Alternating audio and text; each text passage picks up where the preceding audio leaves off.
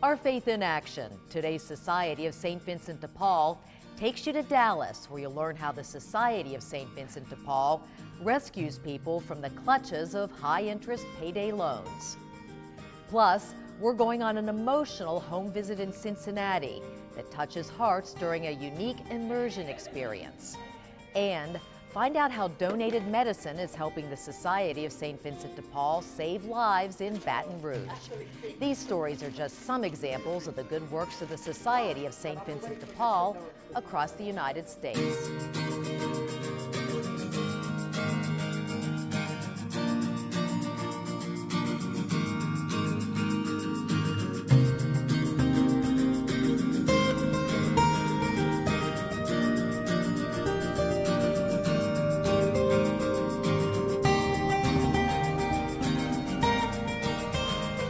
Our Faith in Action, today's Society of St. Vincent de Paul. Historic Holy Trinity Catholic Church sits in the heart of Dallas, Texas. It was established more than 100 years ago by the Vincentian Fathers. St. Vincent de Paul's influence is seen to this day, with this eye-catching statue outside the parish. Welcome to Our Faith in Action, today's Society of St. Vincent de Paul. I'm Lisa Holbrook. Too often, people struggling in poverty turn to high-interest payday loans to help pay for emergency vehicle repairs or medical expenses. In our first story, we're taking a closer look at how the St. Vincent de Paul Council of Dallas is stepping in to rescue people overwhelmed by debt. I can't hear it. Hallelujah! Barbara Pearson is one happy lady. Before we explain why she's rejoicing, we have to go back to a scorcher of a Dallas summer, when Barbara and her husband Roy's home air conditioning system went kaput. It was like an oven. It was just like an oven on, you being baked on an oven. And this is a brick house. And when the air conditioning goes out in the brick home, I mean, it is hot up in here. One big problem, though, the price tag for a replacement was pretty steep. Overall, he said to replace the unit, it would cost like $1,700 or $1,800 to get the unit that we had equal to the one that we had. But at the time, I mean, we was kind of tight on money-wise to it, and we didn't have it. And we was trying to figure out, where we were going to get it from and how we were going to get it fixed. The Pearsons didn't have nearly $2,000 collecting dust, so they turned to a payday lender for some quick cash and relief.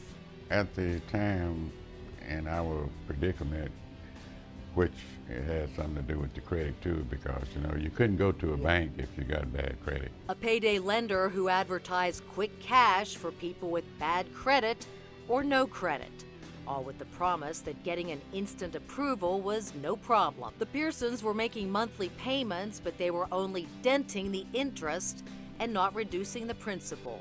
It just covered the part where you not getting nowhere, and then your loan is still high. You're still in the same shape. What happened to the Pearsons comes as no surprise to Louise Bland, the mini loan program leader with the Dallas Council of the Society of St. Vincent de Paul. Louise and the Vincentians work to exemplify the Society's essential elements: spirituality, friendship, and service. Nationwide, there are more predatory lending facilities than there are McDonald's and Starbucks. Louise says payday loans are easy to come by. Qualifying for one can be pretty simple.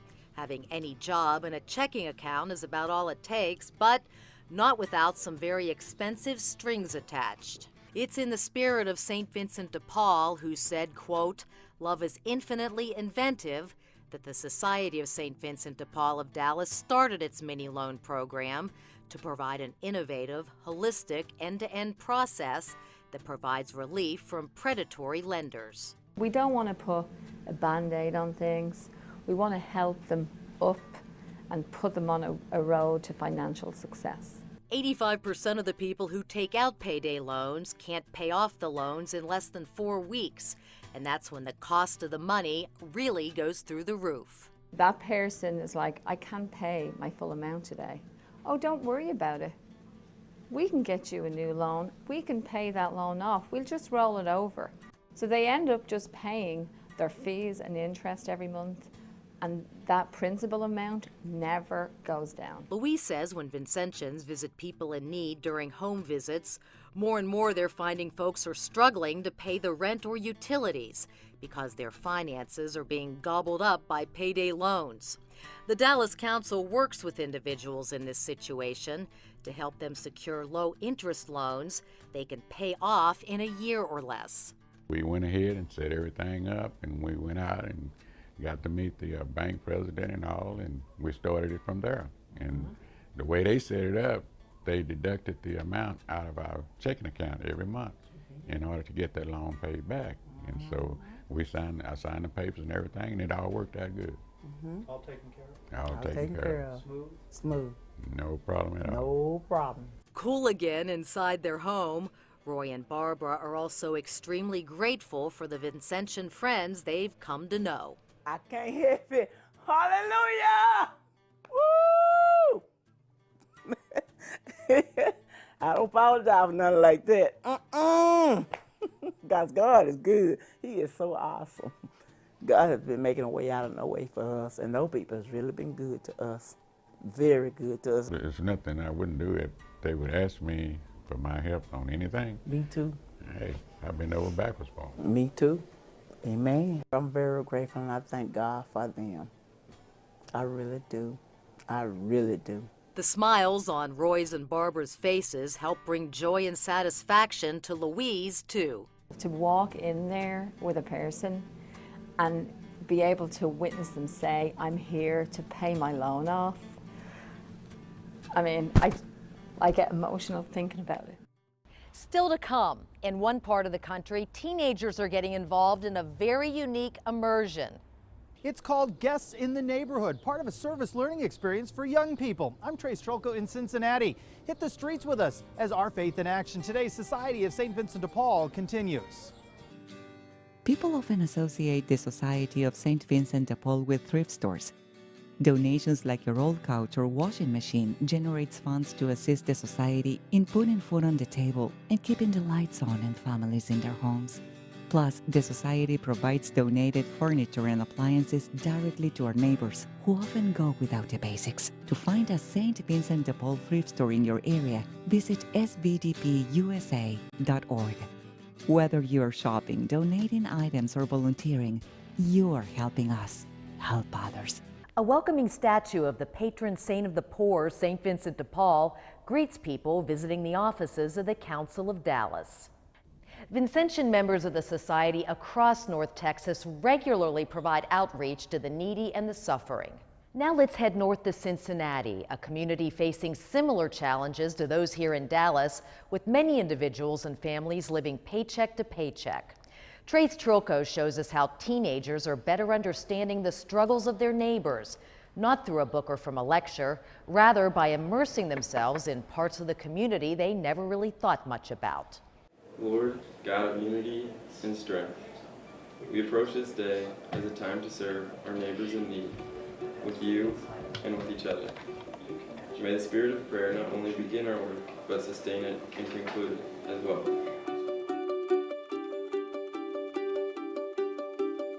Prayer and reflection begin this day and every day at St. Vincent de Paul Cincinnati's Ozanam Center for Service Learning. It's part of a week of activities that introduce these young people to their neighbors struggling in poverty.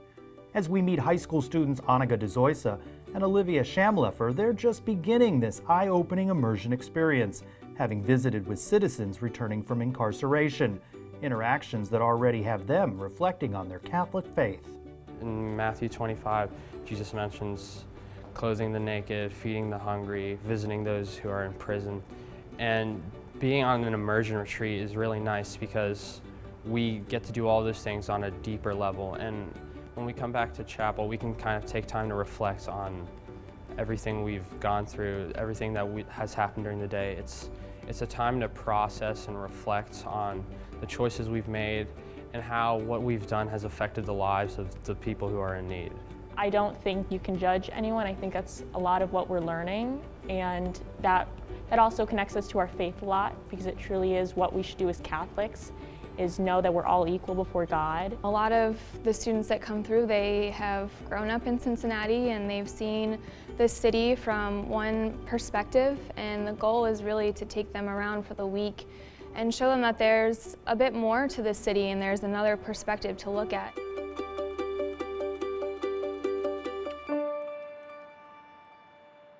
Program Coordinator Megan Kanapke sees perceptions change over the week while empathy increases as students find new ways to live their Catholic faith. Stuart Shumrick, a previous attendee, was moved by his week-long service learning experience and says he's seen firsthand it's not easy for people struggling in poverty. Oh God, no. I think some of those people are just struggling so hard. You know, I look at them, I think the struggles they must go through every day, I never really thought about it until I hear what they talk about. Delaney Munchin says a home visit changed her life. Even today, she remembers every detail vividly. I walked into this man's apartment and he had absolutely nothing besides a popped air mattress on the ground.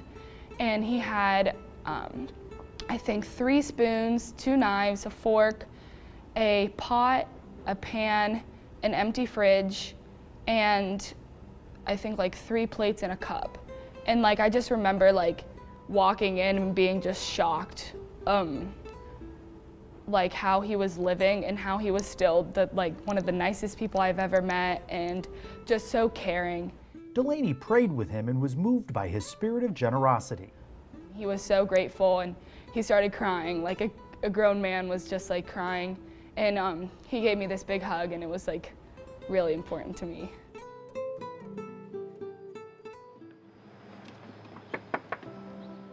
The home visit is a hallmark of the society, as Vincentians go in pairs to meet with people in their homes. Janita Williams welcomed us into her home and allowed us to share these intimate conversations, as a wave of emotions fell over Annika and Olivia, too. Words can't describe St. Vincent's heart and how they help families, any family that needs help. I mean, it's incredible, it's amazing. She was just so genuine, and the amount of gratitude she expressed to all of us, it was just like amazing. Her reaction was so intense, like her gratitude and how thankful she was just for everything we did. I'll take the home visit any day, hands down, to the office interview. You're going to their place where what they call home. You get to see the conditions for yourself. I was really surprised about just how much it affected you. Obviously, reading the people in their homes, and that means something, but it's crazy. It just makes it so much more personal. The Spirit's been moving and everybody has joined into this relationship throughout the home visit, and it's normally just a short visit, you know, it's maybe half an hour, 45 minutes, but there's something special that happens in that time. And to be able to pray together at the end and to have our neighbor be able to lead that is something that always is special. Previous attendees share similar memories of their home visits. Their fridge was almost empty. They had nothing. I've never seen just a type of, just how bare of a situation he was living in. So I walked in the apartment, and the first thing the father and all the kids did was they ran up to me, gave me a huge hug, and he grabbed what little he had out of his fridge and offered to make us breakfast. And when he said that, tears were welling up in my eyes. Kate Sampson's experiences opened her eyes to a new reality. I'd met so many amazing people with amazing stories. It really humbled me and showed me that these people are people just like me. They didn't do anything wrong to be here. I very well could be in a situation like they could be in. It was very humbling and taught me really to look at people like the people they are. Immersion organizers say visiting low-income neighborhoods helps break down barriers, allowing the students to more fully understand the journey someone else is on, while helping attendees like Abby Smith come out of their own comfort zones. It's not like you're serving down to them. It's not like you don't pity them, they're not below you. You're at the same level as them, and you're connecting through your service as though you're all just on an even playing field as like children of God. The mission statement of the Society of St. Vincent de Paul reads in part, that Vincentians grow in their spirituality through person-to-person service to the needy and the suffering. That certainly happens during a home visit. It's also happening on the streets here in Cincinnati as these young people are serving as guests in the neighborhood. The service learning experience is enhanced when attendees meet with people in their neighborhoods and learn the struggle to keep the lights on and food on the table is a real one. Well, we definitely get to hear the story straight from them. It's not something that you'll read about. If we were to do a project at school, we might do some research online or something. But to hear these interviews, to hear people talk and say their genuine opinions, their genuine thoughts, it was just really eye-opening. I think it just means so much more. You're forced to do it. You're not just listening to it, you're actually participating. And that means you're a part of it. That means that it's part of you, your personal experience. Seeing the face of Christ in others touched Nate Niehouse's heart too. If you see a homeless man on the side of the street begging for money, you don't really think about what it's like to be him. What I've learned is that all people have, especially people in poverty, have very big hearts, and it's very rewarding to connect with them. It has really showed me how to see Jesus in other people. I think a lot of times we think of him as floating around in heaven in white robes, but we never think of him as the man experiencing homelessness on the street or the girl who has to prostitute herself to take care of her children. We don't usually see him in these dire situations, but serving with St. Vincent de Paul has definitely allowed me to see him in places that you wouldn't expect. It's what comes next that may be the biggest benefit of an immersion experience. You know, it's really about what you try to take from it, though. You gotta, you can't just go through the motions. You gotta really go through it and think, well, what can I learn from this, from my heart? You see an absolutely different side of that people are trying their absolute hardest to make it by on a daily basis. It's really motivated by a love for all people and knowing that God is inside of everybody, and you just want to share your love with everybody else. It has made me very appreciative for the faith that I have and for everyone who surrounds me and helps me grow in that faith. It also has made me realize that God is in more places than just in the church. He's everywhere, and I'm now able to see that in a lot of the attributes of people that I meet. There's a reminder for all of us in Olivia's prime takeaway. I would say I feel a lot more empathetic and open about people, and hopefully a lot less judgmental. By raising awareness, encouraging mutual respect, and promoting solutions that bring impactful and lasting changes to the community, St. Vincent de Paul Cincinnati's Ozanam Center for Service Learning is helping foster a community of compassion, understanding, and justice. For Our Faith in Action, today's Society of St. Vincent de Paul, I'm Trace Trolko. Immersion experiences can be day-long, over a weekend, or as we've just seen, week-long. Still to come, imagine not being able to afford the medication you need just to survive. We'll show you how a St. Vincent de Paul community pharmacy fills the gaps when Our Faith in Action, today's Society of St. Vincent de Paul, continues.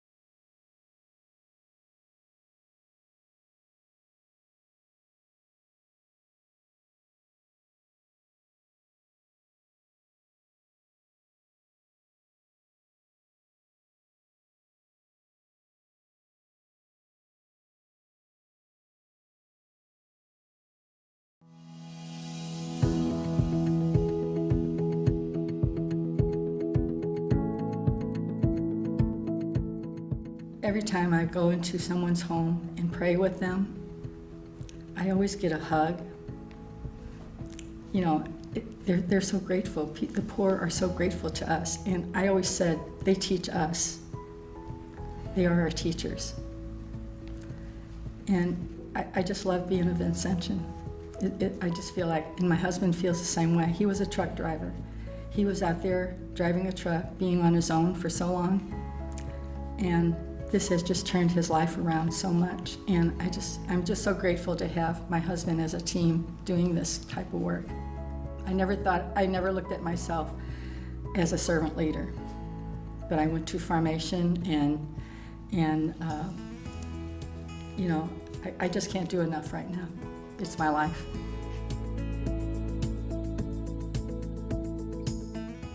Inside Holy Trinity Catholic Church here in Dallas, you see a beautiful image of St. Vincent de Paul on this stained glass inside the parish. Across the country, individuals and families struggling to make ends meet often find they can't afford to fill their prescriptions. Paul Boron takes us to Baton Rouge, Louisiana, to show us how the Society of St. Vincent de Paul provides a lifeline with its community pharmacy. St. Vincent de Paul Pharmacy. Ethel Combs is more than a volunteer who answers the phone and greets patients at the St. Vincent de Paul Community Pharmacy in Baton Rouge. I was diagnosed with adenoid polymorphous cancer of the right palate. And I had my surgery like in 2005 and went through my chemo and my treatments. And then I came here to get medicine because in all the process of having the cancer treatments and all of that, even though I had insurance at the time, I just depleted all of my savings. And so I came here to get my medicines. Ethel says she couldn't afford the very medicine she needed to stay alive. She understands what it's like to feel embarrassed to ask for help, and it's why she gives of her time as a volunteer. I'm the first person that the people see when they come in the door.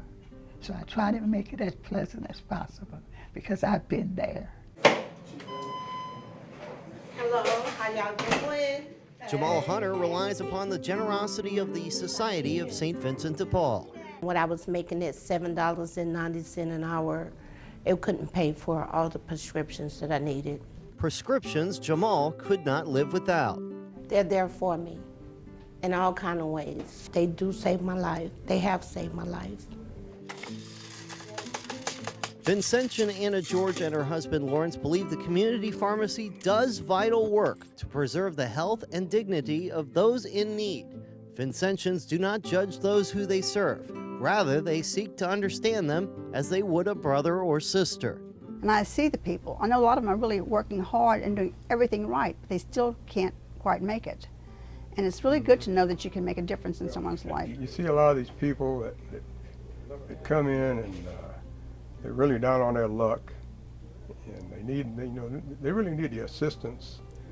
And you think that you're really doing something good. You're contributing something, I guess, to society. While Anna had worked in the pharmacy field for 16 years, Vincentian Phil Bruder was a novice when he came to this pharmacy right after it opened in 1995. My experience has nothing to do with pharmacy. My experience is in construction and maintenance. Phil was inspired to become a licensed pharmacy tech so he could better live his Vincentian vocation to help his brothers and sisters. Phil's family was helped by the society when he was a child, and he has never forgotten the help he received. He picks up donated medicine from nursing homes, sorts through the meds, and disposes expired pills. Most of them are desperate. They're on their lifeline where they can get medicines. If they can't get it here, there's nowhere else for them to go. More than 30,000 prescriptions worth approximately $3.2 million are dispensed here at the St. Vincent de Paul Community Pharmacy. But none of that would be accomplished without the generous donation of time from volunteer pharmacists. Volunteer Chris Godet, a pharmacist for 40 years before retirement, follows his faith as a Catholic as he gives back to help his neighbors. Anything that you would see in a typical drugstore, like a CVS or Walgreens, you see the same kind of ailments and disabilities come into this pharmacy, whether it's mental health, blood pressure, HIV, psychiatric diseases, diabetes. It's a wide range of illnesses that we actually are able to treat. And it costs people what? Nothing. There's no charge at all. You get treated the same. You get treated the same. But I'm gonna wait for Mr. Dunn because I'm picking up my husband. So. Okay. Thank you all. God bless y'all. Staff pharmacist Charles Side says the prescriptions come from donations from nursing homes and pharmacies that donate bulk medication to support the Society's mission of mercy to help the forgotten, the suffering, and the deprived. Like I just gave that lady some medication that was probably about $4,000 for I think it was her husband. It was just come out of the hospital. It's a blood thinner he has to use for like he's got 20, 30 days. And Charles knows his work is life-saving. It's a good feeling. It really is. Because you see some people that they couldn't make it. They didn't have if St. Vincent de Paul wasn't here to help us. If this particular pharmacy wasn't part of the community, those individuals wouldn't be served at all. And you would have people who are diabetics, people who are asthmatics, who wouldn't be treated. Their disease states would get more debilitated to the point where they would either die or they would have to go into the hospital emergency room. The Vincentian calling to bring Christ's love and to serve others gives the Georges so much joy. I get so much more out of it too. I mean, I really get a lot out of it for myself. They give me, you know, I see myself, I could be in that condition. And if I were, I would hope someone would help me. So I know how blessed I am. And I really want to give back because God's been good to me, to both of us. We look upon it county, you know, as an opportunity to help those in need. Those aren't as fortunate as we are. Ethel relates to the patients and encourages them to reach out to the Society of St. Vincent de Paul. She knows the caring and compassionate Vincentians and Catholic volunteers are eager to help their neighbors in need. Don't be embarrassed, don't be nervous. These people are here to help you and they enjoy it. It's a pleasure for them to help you. The person-to-person service that the Society is known for makes a profound impact on people. Jamal is grateful the Society treats her with love and respect. They feel more love for another person than just themselves. I thank God for them, for being there. They're just like family. A family of Vincentians and volunteers living gospel values by helping the working poor, the homeless, and those who cannot afford life-saving medication in Baton Rouge. For our Faith in Action, today's Society of St. Vincent de Paul, I'm Paul Boron. Thanks, Paul. The Society of St. Vincent de Paul is truly blessed with an abundance of positive stories of Vincentians moving closer to God while making a difference, with many more stories just waiting to be told. For our Faith in Action, today's Society of St. Vincent de Paul, I'm Lisa Holbrook.